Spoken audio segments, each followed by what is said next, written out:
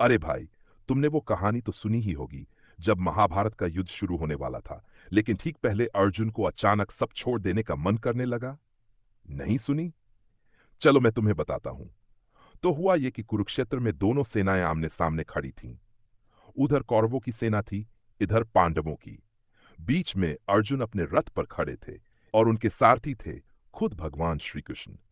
युद्ध का शंखनाद होने ही वाला था, लेकिन तभी अर्जुन ने देखा कि सामने उनके अपने ही परिवार के लोग खड़े हैं।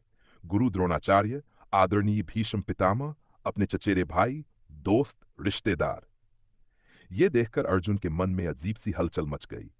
उन्होंने अचानक अपना धनुष नीचे रख दिया और श्री कृष्ण से कहा, माधव, मैं ये युद्ध नहीं कर सकता। ये सब मेरे अपने लोग हैं। मैं इन्हें कैसे मार सकता हूं? अगर मैंने इन्हें मार दिया तो ये जीत भी किस काम की? इससे तो अच्छा होगा कि मैं युद्ध ही छोड़ दूं।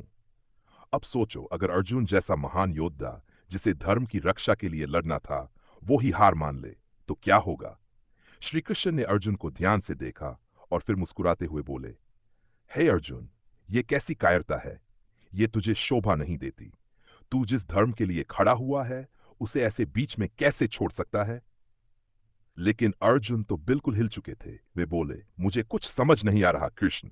मैं मोह में पड़ गया हूं, मुझे सही गलत का ज्ञान नहीं रह गया। कृपया मुझे रास्ता दिखाइए। अब तो श्री कृष्ण को समझ आ गया कि बिना सच्चा जान दिए अर्जुन का भ्रम नहीं टूटेगा। उन्होंने कहा, अर्जुन, तू जिनके लिए शोक कर रहा है, वे न पहले मरे थे न अब मरेंगे। आत्मा कभी नहीं मरती, बस शरीर बदलता है। या फिर श्री कृष्ण ने बहुत गहरी बातें समझाई। उन्होंने कहा, असली योद्धा वही होता है जो बिना किसी फल की चिंता किए अपने कर्तव्य को निभाता है। कर्म कर, लेकिन फल की आशा मत कर। ये सुनकर अर्जुन थोड़ा समझे, लेकिन फिर भी संशय में थे।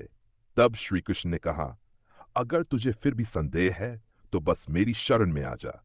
जो अनन्य भक्ति से मेरी शरण में आता है, उसे मैं सारे पापों से मुक्त कर देता हूं। ये सुनते ही अर्जुन का भ्रम दूर हो गया। उन्होंने फिर से अपना गांडीव उठाया और बोले, हे केशव, अब मैं समझ गया। मैं आपके कहे अनुसार अपना धर्म निभाऊंगा। और फिर अर्जुन पूरे जोश के साथ युद्ध करने के लिए तैयार हो गए।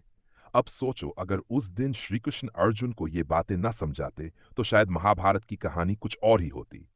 ये सिर्फ अर्जुन के लिए नहीं, हम सबके लिए भी एक सबक है। कर्तव्य से कभी पीछे मत हटो और सही रास्ता हमेशा चुनो, चाहे परिस्थितियां कैसी भी हों।